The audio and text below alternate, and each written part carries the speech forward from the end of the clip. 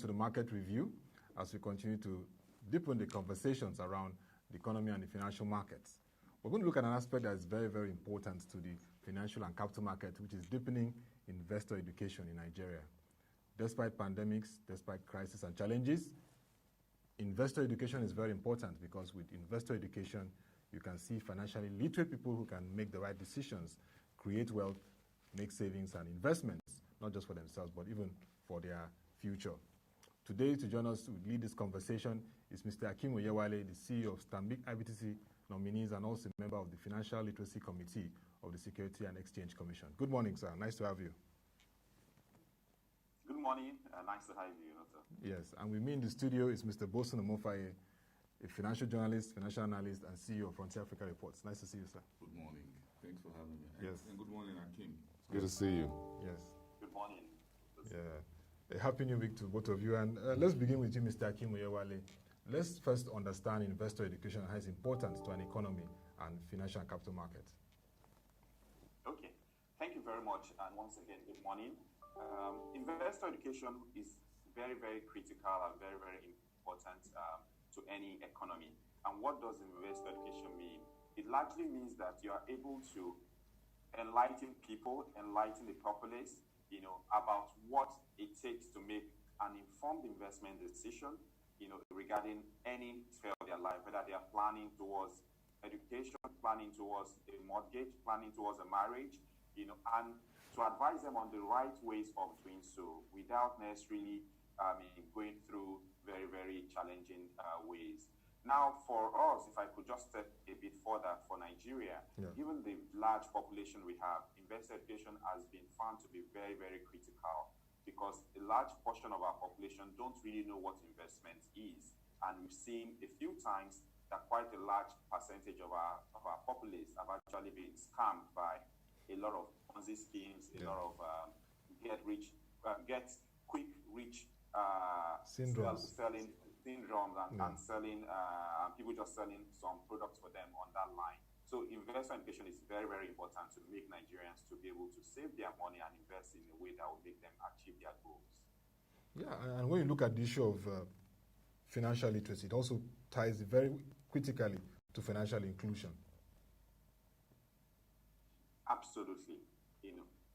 Financial literacy enhances financial inclusion, because if you have people that are educated about what they should use their finances for, then you are able to encourage them to come into the financial circle as well. So you have a lot more formal economy as against what we have right now, where we have a lot of informal economy all around us. So if you educate people, especially like we are trying to do at the Financial Literacy Technical Committee of the SEC, which is to encourage investor education right from secondary school, even from primary school and the tertiary institutions as well. Then you have people going into the labor market already aware of what financial literacy means and what investor education means. So you will not see such people being financially excluded. Rather, they will be one of those that will actually be helping you to sell the slogan of financial literacy and financial inclusion. Okay, just a quick one. Akeem, is there any major difference between investor education and financial literacy? Or is there a difference here, or they are both sides of the same coin? Nice question. Okay. Investor education and financial literacy are quite similar. They are really similar. You can say they are two sides of the same coin. However, when you delve into investor education, you can be a bit more specific, than general financial literacy slogans, where we just teach people the basics of financial literacy. But investor education, you can be more purposeful, whether you're trying to enlighten people regarding mutual funds, enlighten them regarding derivatives, enlighten them regarding trading bonds and the like. Meanwhile, financial literacy is just a generic rubric that we try to use in making people understand the value of money. 1 naira today is different from 1 naira tomorrow.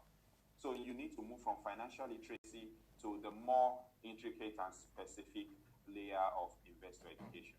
So it's very important. So it's very surprising then when we see folks, like you said in your opening comment, that people still follow scam or fraudulent, fall prey to schemes. What is lacking here? Is it investor education or investment education or financial literacy or something else totally? Because even in very bad times when markets are down generally, those who are scammers still able to scam people of their hard-earned money. Yeah, so it's both. The minimum is that we don't have a lot of financially literate people. That is one. Now, the second thing, even when people are financially literate and they're not yet fully educated used in the investor education paradigm, you have our culture. And I'm not sure it's a culture of just a Nigerian culture. I would rather say it's a culture of man. Man is thirsty for greed. You know, Mahatma Gandhi said that we have enough to satisfy everybody, but we don't have enough in the world to satisfy everybody's greed. You know, so the greed of man is what makes, even when they have the basic financial literacy, they still close their eyes and assume and pretend they do not know that there is a consequence to whatever financial scams that is in front of them. You know, so we get people carried away by someone saying, "Oh, I invested X amount, I got 3 times that in just 1 week. You know, which kind of job can you do that will give you this? And see my account statement. It is real." You know, so the greed in man allows man to shed that toga of literacy that we have, you know, just to pursue a narrow interest of getting rich very quickly. You know, so that's what I've observed. You know, but if you now get a lot more sophisticated people that have been not only financially literate, they've undergone a lot of investor education, and they are in their senses, they're able to ascertain the risks, which is why a lot of regulators are now embarking on risk-based supervision. You know, when they are sure that the risk of a particular business is known, then the likelihood of such people falling into scams will be reduced. You can go into a business, you can go into an investment and lose money, just like we put it when we are advertising or we are inviting people to invest in stocks. We tell you that the value of stocks can go up and could also go down. And past performance is not an indication of future performance. So we put that caveat. That is all part of investor education. So the investor knows that there are some risks with this investment, but not the risk of the kalu type where you don't know what is going on. You're just putting your money because you are being driven by greed. Okay, I mean, what is really said, this issue of greed, when you look at the sophisticated financial market like the United States, where I think 2008, 2009, Bernie Madoff pulled a very big scam running to billions of dollars. There are sophisticated people that fell prey to that scam. Yeah, I agree. And then in Nigeria, you saw the NDIC, the Nigeria Deposit Insurance Corporation, saying that we lost over 10 billion naira to the MMM scheme.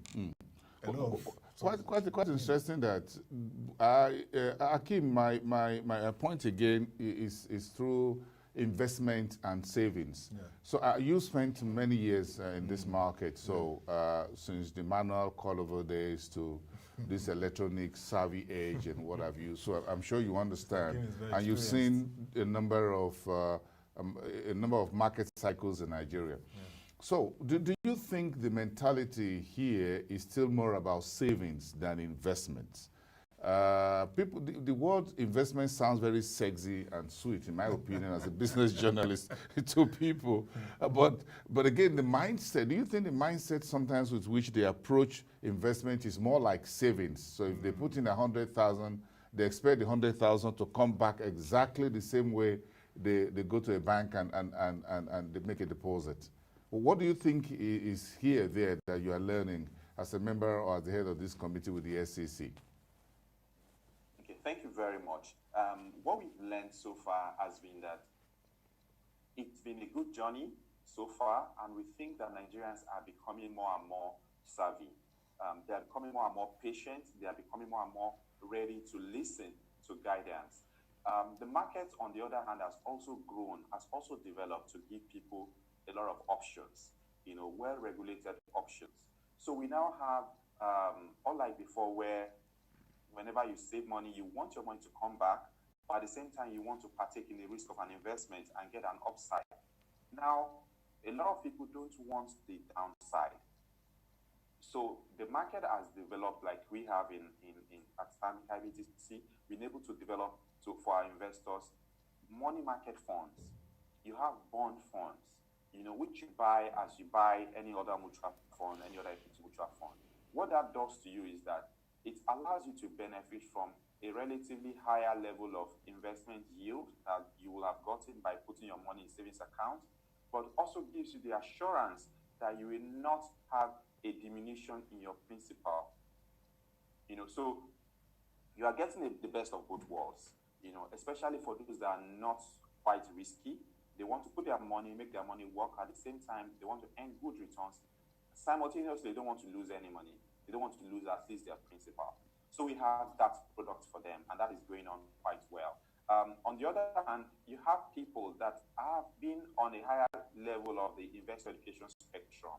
They've been educated by their financial advisors, by their asset managers, and by their own trading. And they know that, yes, I am a risky individual, just like the pension scheme has given people opportunity to be other 5 funds. You have the very risky ones, the 25, the 30s, that have a long gestation period before they will be asking for their retirement monies. You have the very, very risk-averse guys, the retirees.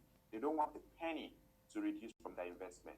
The market has been able to develop products that will suit each particular cadre.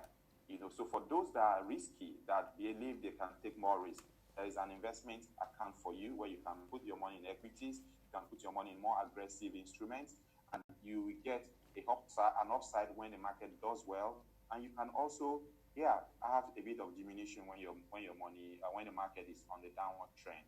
And what we've seen in the last couple of months, for example, and that's to be practical, is that since the bifurcation of the treasury bills market by the central bank circulars of 23rd of October 2019, we saw a move to safety from equity investment by a lot of local players to money market investments, to bond investment, to investment that at least gives them a bit of an assurance of their value, because they were no longer happy with the way the market was going in the capital market, in the equities market, and they were able to get a succor or an alternative in the fixed income funds market. So the market in Nigeria has evolved to address that concern of individual. What we need to do is to ensure that the gospel is spread around, that those that still do not understand that there are options for them as against just investing in stocks, we get them to understand. Okay, Mr. Akeem, I mean, the Securities and Exchange Commission in Nigeria, the other SECs across the world, coordinated by the International Organization of Security Councils, IOSCO, they take investor education seriously. If you can give us a run through the activities of your financial literacy committee so far. I mean, you're looking at primary, secondary schools, capital market studies. We're even seeing the likelihood of that integrated into our curriculum. Though we don't know how this COVID-19 will impact education, but just give us a run through your activities so far and some of the milestones. Thank you very much. I mean, we are very lucky that our committee has the full support of the Securities and Exchange Commission. And the Financial Literacy Technical Committee was set up pursuant to the 10-year master plan of the Nigerian capital market, which is to make the Nigerian capital market the go-to capital market, in sub-Saharan Africa by the year 2025. And our committee is led by we are lucky to have as chairperson, Mrs. Toyin Soni, who everybody knows in the market is quite an aggressive person. Yeah. She wants the market to, whatever she's given, she likes to achieve it. Yeah. So taking upon the mantle of financial literacy, she's been able to drive the team, including myself, to ensure that we have proper strategy that will cut across the whole Nigerian landscape. And the basic one we're doing is to start from the secondary school. So we're working with the government, we're working with the Ministry of Education to ensure that the capital market is inculcated in the curriculum of secondary schools. So we've done a lot of workshops, worked with the Ministry of Education and the particular body that's responsible for amending the curriculum of secondary school. So we are almost done, and the whole capital market put resources together to finance this change. And we believe that when we eventually get that done, capital markets will be embedded into secondary schools curriculum. That is one. The second area we've worked is to try and enhance the slogan of financial literacy across tertiary institutions. So we've gone to universities across all the regions of Nigeria. We've done quiz competitions, we've done debates, where we were able to bring together students and their faculties, their lecturers, and we encourage them to understand and interact with capital market participants like ourselves. So we went to Port Harcourt, to Abuja, to Kaduna, to Abeokuta. We got everybody together and we introduced capital markets to them. And we were lucky as well that some organizations like the CIBN, like Chartered Stockbrokers, they've actually also been supporting these universities and also supporting the ideals of financial literacy across board. And I will commend the effort of FMDQ and the Nigerian Stock Exchange as well. They've also done so much, to support the work of the FLTST by organizing, like FMDQ, they have what is called FMDQ Next, where they bring in the next generation young school students to actually come around and see what a trading platform looks like. We have the Nigerian Stock Exchange that has introduced that very, very unique comic book, Stocktown, that is so interesting that anybody that picks it up will not want to drop it. But what it does is that it gives you the rudiments of the capital market. So this has been made available to almost everybody. It's free online, you can download it. I mean, all schools have been encouraged to get it. Hard copies have been sent to schools, and people are now getting to know more and more of financial literacy as we think it should be, especially as the capital market is concerned. Very, very interesting work that you and your team are doing, Akeem. But again, the market today is not where it was 20, 30 years ago. We now have a number of exchanges, and the oldest exchange, the Nigerian Stock Exchange, is transforming into a PLC, into a business or financial services group. Moving forward, technically this year, bearing any unforeseen occurrences. So then you have commodities exchanges also springing up. Yeah. Then you have some of you who are market professionals, some market license firms, floating even funds in FX, in foreign currencies, and all of that. You can now trade on mobile apps. So it looks so the landscape is changing. So does that, and then you have fintech coming in here with some of the telcos joining the financial inclusion, Gavitrain and all of that. So with technology and digital technology and all of that, is your work changing in terms of investor education, not the way we were educating investors through only the stock tables in the 80s and 90s to today's different world? So what is changing here?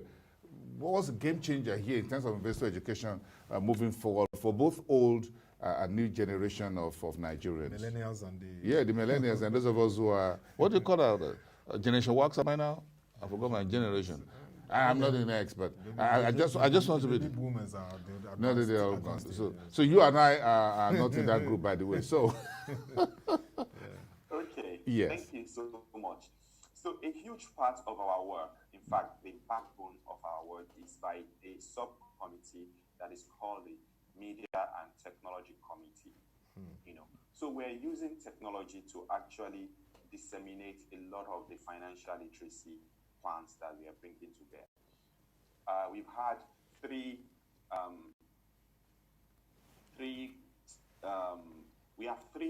products that already been done for us in the last 1 year right now. They are short sessions that we send across on Instagram, on Twitter, on Facebook, where anybody that is eager to actually learn about the capital market will be able to listen. There are skits that were designed to make understanding financial literacy very easy. Just 3 minutes. You're not going to be bored because it's so interesting and entertaining. So we're using technology to actually ensure that we get to a larger portion of the market. We are also using technology. So we have regular 1-minute videos, where members of the technical committee and other interested members of the capital market will just record on an aspect of the capital market. Today, you can write about dividends and what dividends are, how you get your electronic dividend. Tomorrow you can write about sukuk. What is a sukuk? How do you get involved in a sukuk? The day after you can write about green bonds. So what we've done is that we have been able to use technology using Facebook and all the websites and web pages of our members to disseminate the story of financial literacy across the country. So we're using technology. We are leveraging on apps by most organizations that are in the capital market to actually educate non-financially literate people, and even those that are already financially literate, to give them an enhanced investor education via the various portals that they have. Also, if you permit me, just quickly, one thing I will suggest here, and I know I'm not sure your committee has so much large funds to play with to engage in what you do, but I also suggest that the traditional television is still a very primary means of communication in Nigeria. Perhaps if what your body and others, your committee, do not maybe with the national televisions, perhaps with some of the state-owned televisions, or radio and TV stations across the states, not necessarily owned by state governments, I beg your pardon, I mean to say, that television, because again, when we look at Facebook and other social media, that is good, very nice. But again, you'll be surprised, some folks are sitting in a beer parlor in Yenagoa or in Maiduguri or in somewhere in Kogi State, or they're sitting in a barbing salon, and they're not necessarily on data plan with their phones. So television is on, and they can, and during the news or whatever, or certain programs. So perhaps it would be good to also include television for these 30 seconds, 1 minute, whatever, and play some of them there. Because you'll be surprised how impactful television is. Perhaps at the end of such a production, you have a phone number or a small email, in particular phone numbers that people can quickly see within a few seconds and quickly tap in or write down somewhere, and they can make phone calls like a helpline or send messages or WhatsApp. That will be really, really helpful. Don't let us underestimate what television can still do. Some of the national televisions may have bills that runs into millions and millions you cannot afford. But if we go through TV stations that capture certain areas, for example, in the Southeast, for example, we can look at a TV station that captures about 3, 4, 5 states. So you don't need to do we don't need to do the placement across 5 states. So one single TV station covers about 3, 4, 5, 6 states. And you can just do a placement there. You're sure that the footprint of the signals are seen across these 5, 6 state governments. The same thing in the north and elsewhere. We'll be surprised what the phone numbers, WhatsApp numbers, and all that will bring out to us in terms of this. But my final question at this round will be, when we talk about investors' education, this sounds like, I don't know how to put it, but do you think the government, both national and subnational, needs certain education in terms of investment? Perhaps the legislature. They approach the market for bond and whatever, but in terms of mainstreaming the capital market, in terms of policy making, in terms of decision making, in terms of planning, even at very critical times like this, very important. Is there any interface or handshake between your committee and governments at certain levels or the legislature? Okay, thank you very much. Yes, there is a proper handshake between ourselves and the government at different levels. I mean, like I said at the beginning, our committee is fully supported by the SEC. We've been able to use, through the instruments of the SEC, to meet with members of the National Assembly as well, and to get them to actually understand the benefits of the capital market and financial literacy as a whole. We've participated in some of the conferences of the legislative arms in Abuja, where they wanted us to explain a few things about the financial literacy and the work we're doing. We've had support of the former president, for example, the Olusegun Obasanjo. He hosted us when we were in Ogun State, and he had the governor with him. He had other people also in the state, just to show that government and the leaders of the country are fully in support of financial literacy drive. So we are doing our best to ensure that we get the support of all the government organization, and not just government alone. Whenever we go to any state for any program, we usually visit if we think there is a reputable traditional ruler as well. We visit them, we get them to either come for the session we are having or send a representative, but to ensure that their community gets involved, so they know and they can ask questions about what we're doing, what the capital market is all about. But I mean, we can never finish the engagement, so we will still continue, and where we need help of the media like yourselves, we'll definitely come around and let you see how you can help us. And all the tips regarding utilizing television and managing the cost will be really taken on board as well. Thank you for that. Yeah, I mean, very nice to hear that. The retail investors are still part of the people we really need to continue to gain their confidence that they've been hit 2008, 2009. There's a pandemic and uncertainty again. From your expertise, Mr. Akeem, what innovative ways the capital market ecosystem can boost retail investor confidence at this time?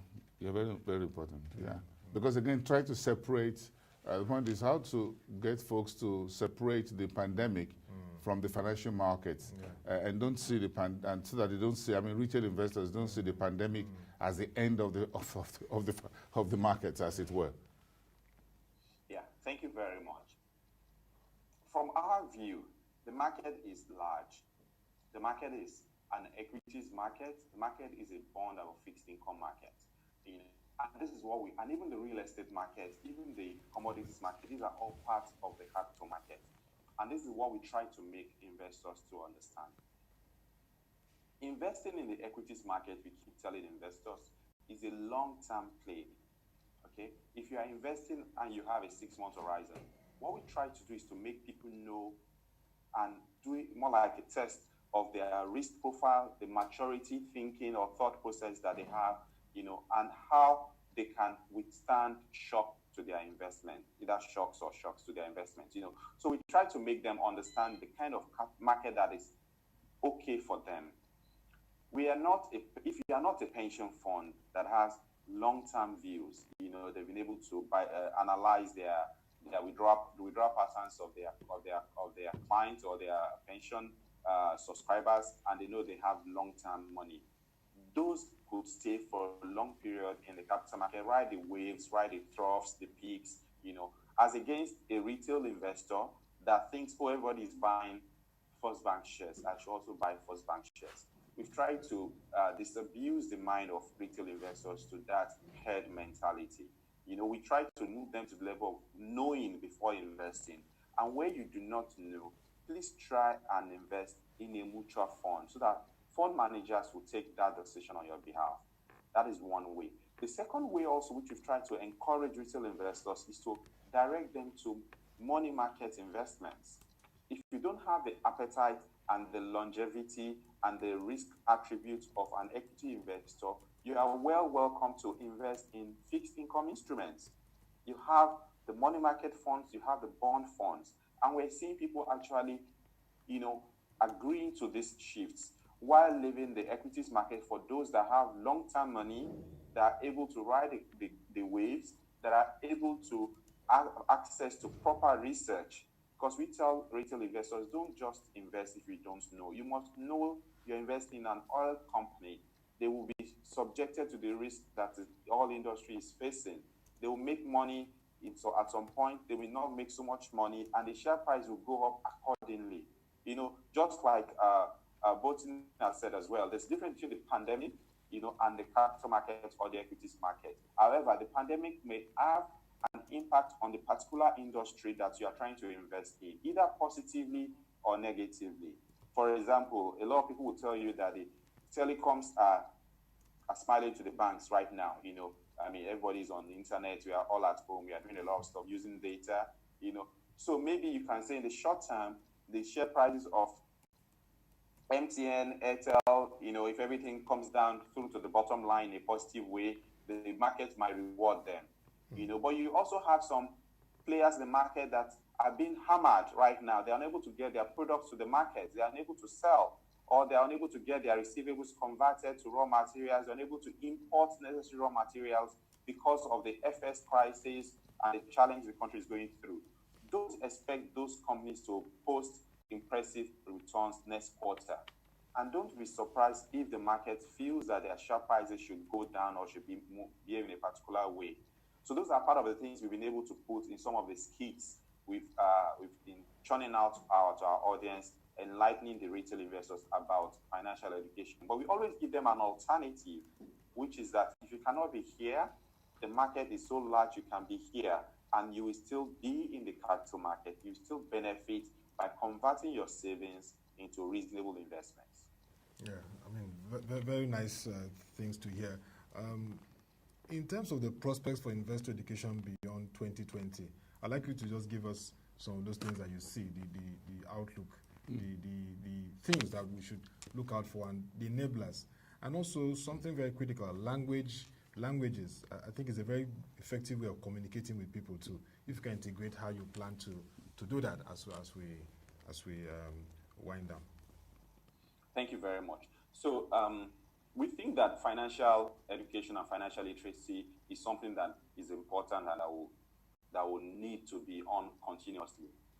Luckily, the world celebrates an investor education day, a financial literacy day, sometime in October. Yes. I mean, the central bank supports it fully, the capital market authority supports it fully, and we use that opportunity to leverage the whole ecosystem in the financial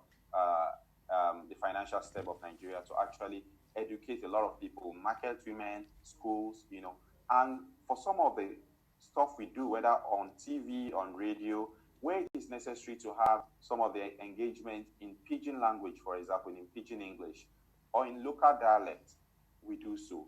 The SEC had invested a while back in videos, using a lot of artists in Nigeria, in Nollywood, Kannywood, to break down capital market bits into languages that people understand. So these are being refreshed. We are trying to ensure they are still available. People will know that this is the way they could invest. So languages, we are taking it seriously. Even though the preponderance or the majority of the products we are trying to make, we are making it in English language.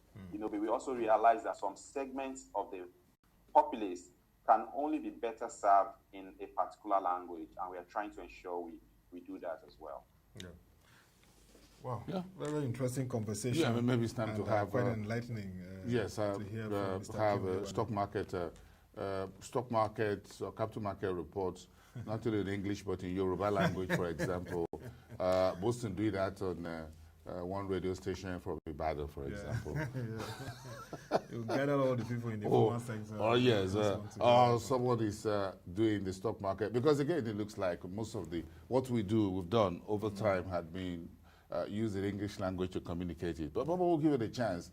We'll give it a try and see how it works. A stock market report in Igbo language or in Hausa language. And maybe I'm going to speak to a couple of my colleagues and see how we can explore that and see how we can do it. Because again, if it comes during the regular news for radio and TV stations, you're not paying for it. So Akeem Committee won't be paying for that. It's a regular part of programming. So if we can do, for example, if we look at Lagos State, LTV will do news in English, in Yoruba, and in, I think, Egun. One other language. So if other states, they used to use their major languages too. Yes. After English, they do it in the language. So why don't you do the business news or the stock market report also in the local languages? I think that will go that will be very, very, very nice.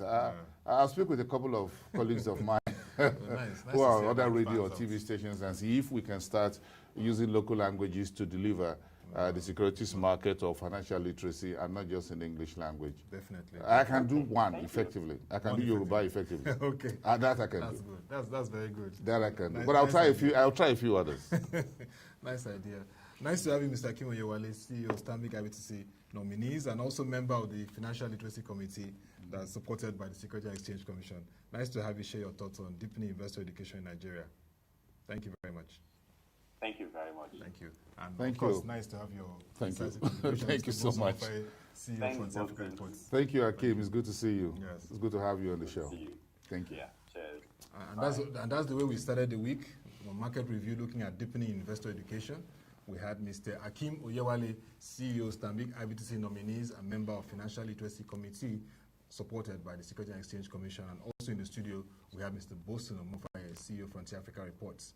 We've seen now that investor education is very critical, and we'll continue to see how this can be deepened to get the retail investors, to get the millennials, and get all classes of people to invest and make wise decisions in investments.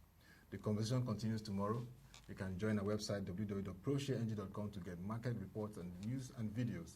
And also this period, ProShare has packaged for you a platform called the Corona Central Watch, where you can track the COVID-19 impact on the global, national, and state level scale. All you need to do is to log on to www.proshareng.com/COVID-19 and you get all the analysis you need. Till we come your way again, thank you for watching. Have a nice day and stay safe.